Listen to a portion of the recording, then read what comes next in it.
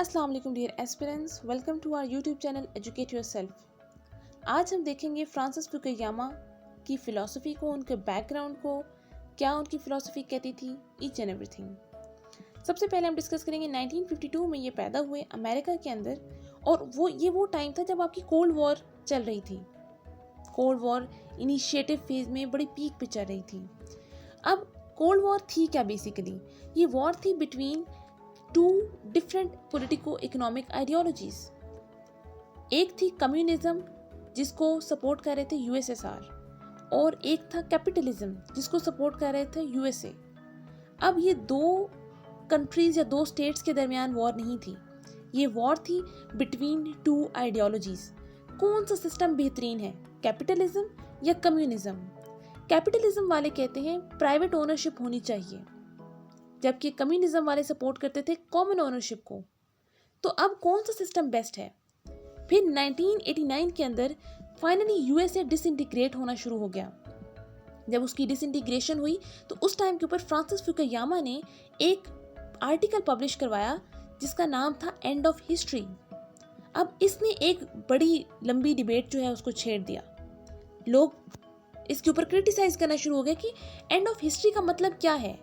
उसके कहने का मतलब है कि अब इसके बाद कोई वॉर नहीं होगी, कोई पॉलिटिक्स, कोई कन्फ्लिक्ट नहीं होगा, और अब हर चीज़ एक साकित, या हम ये कह सकते हैं कि बिल्कुल स्टॉप कर चुकी है, कोई हरकत नहीं रही, कोई इंतशार नहीं फैलेगा। तो उसके रिस्पॉन्स में फ्रांसिस फुकुयामा ने एक बुक लिखी थी 1992 के अंदर। वो बुक थी end of history and the last man. अब after this book, the phrase end of history was used as synonym for the post-Cold War era. अब हम जानते हैं कि फ्रांसिस फुकुयामा का इस बात से क्या मतलब था एंड ऑफ हिस्ट्री। उन्होंने अपनी बुक का नाम जो एंड ऑफ हिस्ट्री रखा, उसका मेन मकसद क्या था? He didn't say that history had come to an end in the sense that politics, war and conflict would no longer take place. अब उनका एंड ऑफ हिस्ट्री का मतलब ये हरगिज नहीं था कि अब कंप्लीटली हिस्ट्री खत्म हो जाएगी, अब कोई वॉर नहीं होगी, अब कोई कन्फ्लिक्ट नहीं आएगा। तो फिर इस बात का क्या मतलब हुआ? अगर वॉर भी हो रही है, कन्फ्लिक्ट भी आ रहा है, तो फिर हिस्ट्री के एंड होने का मतलब क्या है? तो उस चीज़ को उन्होंने बड़े बेहतरीन वे में एक्सप्लेन किया कि एंड ऑफ हिस्ट्री का मतलब क्या है। जो हिस्ट्री है सिस्टमैटिक थॉट की about legitimate first principle governing political and social organization has ended. At the end of 20th century, the combination of liberal democracy and capitalism has proved superior to any alternative political economic system. तो यहाँ पे वो ये कहते थे कि एक जो काफ़ी अरसे से एक हिस्ट्री में एक स्ट्रगल चल रही है कि आपका कौन सा सिस्टम बेहतर है, कौन सा ऐसा जो first principle governing political and social organisation जो है वो लेजिटिमेट है, वो अच्छी है, वो कौन सा सिस्टम है। तो 20th सेंचुरी के एंड के ऊपर आपको ये प्रूव हो गया, आपके सामने ये साबित हो गई ये चीज़ कि लिबरल डेमोक्रेसी और कैपिटलिज्म, यही दो वो सिस्टम्स हैं जो सबसे ज़्यादा बेस्ट हैं या सुपीरियर हैं as compare to other alternative politico economic systems. The reason lies in the ability of capitalist liberal democracy to satisfy the basic desires of human nature. अब क्यों वो कहते हैं कि जो लिबरल डेमोक्रेसी है प्लस कैपिटलिज्म, ये दोनों चीज़ें जब मिल जाती हैं तो इंसान की जो एक डिज़ायर थी वो सेटिस्फाई हो जाती है। अब हम देखेंगे कि अकॉर्डिंग टू फ्रांसिस फुकुयामा एक ह्यूमन नेचर की क्या डिज़ायर है, वो किस चीज़ को पसंद करता है, और आफ्टर USSR disintegration या after this capitalist liberal democracy क्या चीज़ है जिसने सेटिस्फाई किया है बेसिक डिज़ायर्स को। तो according to Francis Fukuyama human nature is composed of two fundamental desires. अब हर इंसान के अंदर ना दो डिज़ायर्स होती हैं। एक डिज़ायर होती है for material goods and wealth, हर कोई चाहता है उसके पास पैसे हों, हर कोई चाहता है उसके पास घर हो, गाड़ी हो। और जो दूसरी ख्वाहिश है which is more important is the desire for recognition of our worth as human beings, कि सेकेंड आपकी ख्वाहिश होती है कि आपको भी as a human being recognise किया जाए, आपको हिकारत की नज़रों से ना देखा जाए, आपको भी अहमियत दी जाए जैसे दूसरे लोगों को दी जाती है। जस्ट लाइक द वे कि एक गरीब इंसान है, एक अमीर इंसान है, अमीर को जितनी अहमियत दी जा रही है उतनी ही किसी गरीब को भी अहमियत दी जानी चाहिए। कोई इंसान फॉर एग्जाम्पल अगर कोई काम कर रहा है जैसे अगर कोई कुक है तो वो कुक क्या चाहेगा कि अगर उसने खाना बनाया तो लोग उसको रिकॉग्नाइज करें, उसकी तारीफ करें, उसको प्रेज करें। सेकेंडली, उसको उसके साथ वेल्थ भी चाहिए क्योंकि उसने अपनी लाइफ गुजारनी है। तो ये दो डिजायर्स जो हैं उनको फुलफिल कैसे किया जा सके, और इनको फुलफिल करने के लिए ही बेसिकली डिफरेंट जो पॉलिटिको इकोनॉमिक सिस्टम्स थे उनके ऊपर वर्कआउट किया गया। No doubt, capitalism is the best economic system for maximizing the production of goods and services and for exploiting scientific technology to create more wealth. हम इसके ऊपर भी एक लेक्चर बनाएंगे जिसके अंदर हम कैपिटलिज्म और कम्युनिज्म को डिटेल में डिस्कस करेंगे। इसमें कोई शक नहीं कि कैपिटलिज्म जो है वो बेस्ट इकोनॉमिक सिस्टम है। अगर आप चाहते हैं आपके पास बहुत पैसा हो, वेल्थ हो, सर्विसेज हो और आप न्यू टेक्नोलॉजिकल एडवांसमेंट लेकर आएँ, तो ये कैपिटलिज्म सबसे बेस्ट है। But economic growth is just only a one part of the story. ये सिर्फ सिक्के का एक पहलू है जो आपकी लाइफ के एक एस्पेक्ट को कवर कर रहा है। इसका मतलब कैपिटलिज्म अकेले आपको सेटिस्फाई नहीं कर सकता। आपकी जो सेकंड डिजायर है, डिजायर ऑफ रिकॉग्निशन, उसको आप कैसे सेटिस्फाई करेंगे? तो उसके लिए which is the best political system that satisfy our desires for recognition? तो कौन सा सिस्टम है जो आपकी डिजायर ऑफ रिकॉग्निशन है उसको सेटिस्फाई कर रहा है? तो यहाँ पे वो कहते हैं while economic growth can be promoted under a variety of political regimes including fascist one। अब देखा जाए तो इकोनॉमिक ग्रोथ आप किसी भी तरीके से कर सकते हैं, लेकिन फुकुयामा ये कहते हैं कि ये सिर्फ लिबरल डेमोक्रेसी है जो कि आपकी जो डिजायर ऑफ रिकॉग्निशन है उसको फुलफिल करती है। कैसे? अब एक अमीर इंसान है या बादशाह है, उसका भी एक वोट मैटर करता है, और सेम अगर कोई गरीब इंसान है उसका भी एक वोट मैटर करता है। इसका मतलब क्या है कि दोनों जो हैं अपनी इंडिविजुअली अगर देखा जाए तो दोनों ही वैल्यूएबल हैं। हम दोनों को ही रिकॉग्नाइज कर रहे हैं, दोनों की ही राय ली जा रही है। किसी एक को सुपीरियर, किसी को डाउन नहीं किया गया, बल्कि दोनों को साथ लेके चल रहे हैं। तो लिबरल डेमोक्रेसी जो है, जो इंसान की डिजायर ऑफ रिकॉग्निशन है उसको कंप्लीट करता है। अब डिजायर ऑफ रिकॉग्निशन क्यों है? एक इंसान क्यों चाहता है उसको रिकॉग्नाइज किया जा सके? तो फुकुयामा यहाँ पे हेगल का जो कॉन्सेप्ट ऑफ रिकॉग्निशन है उसको अपील करते हैं कि हर इंसान चाहता है, हर जो भी इस दुनिया में है तो वो चाहता है कि उसको ना रिकॉग्नाइज किया जा सके।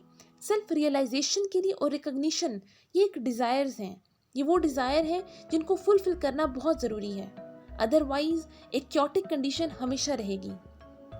It was Hegel who contended that the end of history would arrive when humans had achieved the kind of civilization that satisfied their fundamental desires। अब ये हेगल कहता था कि हिस्ट्री तब खत्म हो जाएगी, एंड हो जाएगी, जब इंसान उस सिविलाइजेशन को पहुंच जाएगा जब उसकी हर जो उसकी डिज़ायर है वो सेटिस्फाई हो जाएगी। और जो फंडामेंटल डिज़ायर अगर हम बात करें तो वो दो ही हैं, वेल्थ एंड सेकेंड रिकॉग्निशन। फिर सवाल उठता है कि कौन सा ऐसा पॉलिटिकल सिस्टम है जो आपकी desire of which is the best political system that satisfies our desire for recognition.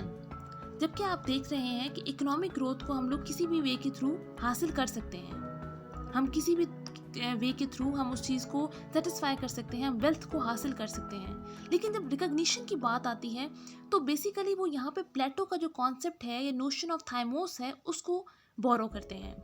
अब दो चीज़ें होती हैं, एक होता है मेगालोथाइमिया और एक होता है आइसोथीमिया। मेगालोथीमिया का मतलब क्या है? बेसिकली वर्ड थाइमोस, इसका मतलब है डिज़ायर। ये ग्रीक वर्ड है जिसका मतलब है डिज़ायर, ख्वाहिश होना। अब कुछ लोग हैं जो मेगालोथीमिया के साथ हैं। मेगालोथीमिया बेसिकली ये ग्रेट लोग होते हैं जिनकी डिज़ायर होती है सुपीरियर होने की, कुछ करने की, कुछ यूनिक करने की, कुछ किसी चीज़ में मास्टरी हासिल करने की। इसकी एग्जाम्पल अगर हम लें तो नेपोलियन बोनापार्टा की हम एग्जाम्पल ले सकते हैं। कोई भी ऐसा इंसान जिसकी ये ख्वाहिश है कि वो सीजर की एग्जाम्पल ले लें, यानी जो अपने आप को सुपीरियर और यूनिक करना चाहता है। It is the desire to be seen superior, desire to do unique and great things, desire to dominate others. Basically ये मास्टर मेंटेलिटी है, उनकी ख्वाहिश होती है कि वो रूल करें। मेगालोथीमिया, मेगालो का मतलब होता है बड़ा और थीमिया का मतलब है डिज़ायर। यहाँ पे बड़े की डिज़ायर है। बड़े की डिज़ायर का मतलब क्या होता है कि वो चाहते हैं कि हम रूल करें, सब पे हुकूमत करें। जबकि आइसोथीमिया, आइसो वर्ड का मतलब होता है सेम और थीमिया डिज़ायर। आइसोथीमिया को अगर हम देखें तो एक हम्बल डिमांड है for recognition in the form of equality rather than superiority. तो यहाँ पे आइसोथीमिया वाले कहते हैं ना तो हम रूल करना चाहते हैं, ना हम रूल्ड बाय एनीवन होना चाहते हैं। हम नहीं चाहते हमारे ऊपर कोई हुक्मरान हो, ना हम ये चाहते हैं कि हम किसी के ऊपर हुकूमत करें या हम कोई बहुत यूनिक चीज़ करें, बहुत सुपीरियर चीज़ करें। हम बस ये चाहते हैं कि हमें इक्वल समझा जाए, इक्वालिटी लेकर आए। It is the desire for equal respect and sameness. It is a slave mentality, desire neither to rule not to be ruled. यहाँ पे ना तो वो रूल करना चाहते हैं, ना ही रूल होना चाहते हैं। तो history is the struggle between these two thymotic passions. History in दो थाइमोटिक पैशंस या दो डिजायर्स के दरमियान स्ट्रगल है।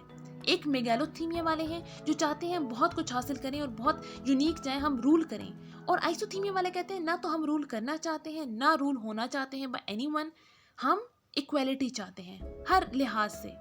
तो अब इन दो जो स्ट्रगल है इन दो चीज़ों के दरमियान में, वो हिस्ट्री में हमेशा से रही है। अब इस चीज़ को ख़त्म कैसे हो रही है, ये जो दो आपकी डिज़ायर्स हैं, जो उनके दरमियान जो स्ट्रगल चल रही थी, वो ख़त्म हो जाती है आपकी कैपिटलिस्ट लिबरल डेमोक्रेसी के थ्रू। अब अगर हम देखें तो जो मास्टर स्लेव कन्फ्लिक्ट है, it is the motor of history which can never stop. ये स्टॉप नहीं करेगी। ना तो स्लेव कभी एक्सेप्ट करेंगे अपनी सबऑर्डिनेट पोजीशन, ना ही जो आपके मास्टर्स हैं वो इस चीज़ को एक्सेप्ट करेंगे कि हम लोग इक्वल आ जाएं। लेकिन हमें तो उनकी इस चीज़ को ख़त्म करना है। तो इस चीज़ को ख़त्म कैसे किया जा सकता है? उस जो स्ट्रगल चल रही है between two desires, between two thymotic passions, ये आपको ख़त्म करती है लिबरल डेमोक्रेसी। लिबरल डेमोक्रेसी की अंदर ये एबिलिटी है to end the struggle and it represents an end point of the struggle. जब आपकी स्ट्रगल ख़त्म हो जाएगी, आपकी जो ख्वाहिश थी, क्योंकि अगर आप देखें तो आइसोथीमिया वालों की ख्वाहिश थी सेमनेस। हम किसी के अंडर नहीं रहना चाहते, ना किसी को अंडर करना चाहते हैं, हम चाहते हैं हमें इक्वालिटी मिले। तो उनकी इस ख्वाहिश को लिबरल डेमोक्रेसी फुलफिल कर रही है, आपको इक्वल सिटीजनशिप देके। बादशाह के पास भी एक ही वोट है, आपके पास भी एक ही वोट देने का हक है, तो आपका यहाँ पे इक्वल सिटीजनशिप मिल गई। पॉलिटिकल अरीना के अंदर कोई भी सुपीरियर या इन्फीरियर नहीं है। Instead of superiority and dominance, society thrives on equality in liberal democracy. तो यहाँ पे लिबरल डेमोक्रेसी में अगर आप देखें तो फ्रीडम है, आपको पॉलिटिकल इक्वालिटी दी गई है, आप अपने पॉइंट्स रख सकते हैं लोगों के सामने। अब यहाँ पे एक डिज़ायर फुलफिल हो गई आइसोथीमिया वालों की लिबरल डेमोक्रेसी के थ्रू। तो मेगालोथीमिया वालों की भी ख्वाहिश थी कि वो वेल्थ हासिल करें, वो सुपीरियर हों, तो उनको सुपीरियर होने के लिए कैपिटलिज्म प्रोवाइड कर दिया गया कि अगर आप दो सिस्टम्स को कंबाइन कर दें, कैपिटलिस्ट लिबरल डेमोक्रेसी, इसके थ्रू आप इन दोनों की जो डिज़ायर्स हैं आप उनको सेटिस्फाई कर सकते हैं। जब दो डिज़ायर्स सेटिस्फाई हो गई हैं तो जो आपकी हिस्ट्री में स्ट्रगल चल रही थी वो ख़त्म हो जाएगी।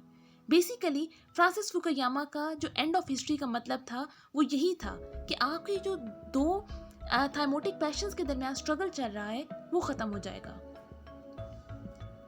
But the end of history according to Fukuyama is not necessarily a welcome news.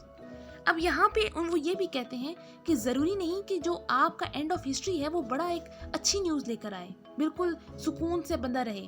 तो उनका जो बुक का दूसरा एस्पेक्ट था, end of history and the last man. End of history हमने डिस्कस कर दिया, अब हम डिस्कस करेंगे उसी बुक का second part, that is the last man.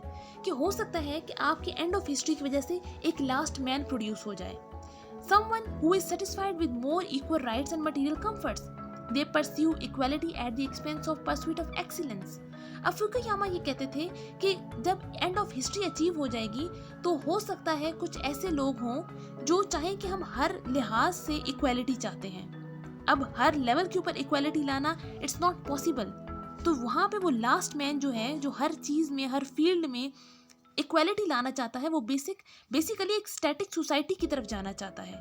तो हो सकता है कि आपकी जो, अगर वो स्टैटिक सोसाइटी हो जाएगी, आपकी कोई तब्दीली नहीं होगी, सब इक्वल हो जाएंगे, तो कोई टेक्नोलॉजिकल एडवांसमेंट नहीं होगी, तो दुनिया एक तरह की स्टेशनरी स्टैटिक कंडीशन में आ जाएगी। तो वो यहाँ पे ये कहते हैं, not in the political field but in economic, scientific और other creative fields they want equality. मतलब हो सकता है कि उस चीज़ को इक्वालिटी डिज़ायर करें। तो यहाँ तक हम लोगों ने डिस्कस किया फ्रांसिस फुकुयामा की end of history and the last man को। एंड ऑफ हिस्ट्री क्या है? बिटवीन स्ट्रगल एंड हो गई है between two thymotic patience, and हो सकता है कि इसकी वजह से लास्ट मैन प्रोड्यूस हो जाए, जिसकी ये ख्वाहिश हो कि वो हर फील्ड के अंदर इक्वालिटी लेकर आए और एक जो इन्वायरमेंट है उसको स्टैटिक कर दे। तो अगर आपको आज का लेक्चर समझ आया हो, अच्छा लगा हो, इसको लाइक करें, कमेंट करें। अगर आप कोई क्वेश्चन पूछना चाहते हैं, आप कमेंट सेक्शन के अंदर हमसे पूछ सकते हैं। इस वीडियो को लाइक करें, चैनल को सब्सक्राइब करें और बेल आइकन को प्रेस करना ना भूलें। Thank you so much.